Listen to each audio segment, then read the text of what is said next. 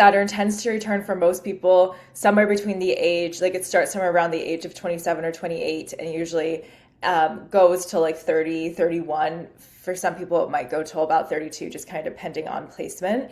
And so what happens is Saturn has about a 29-year cycle is how long it takes it to move through all 12 signs.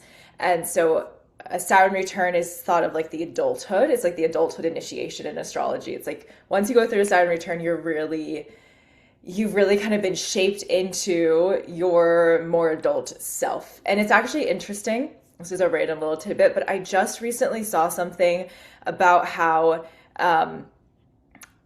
scientists were looking at like how our brain develops, and we've for a long time thought like, oh, our brains kind of start developing about 25. And there's like this study that's coming out, or maybe it's already come out, I'm not sure, that says that it actually looks like our brains don't fully leave adolescence until about 32. And we enter adulthood around 32-ish, like fully on a like fully neurological level, which I think is really interesting because that really coincides with around the latest end of a Saturn return is around 32. So anyway, that's an interesting side note.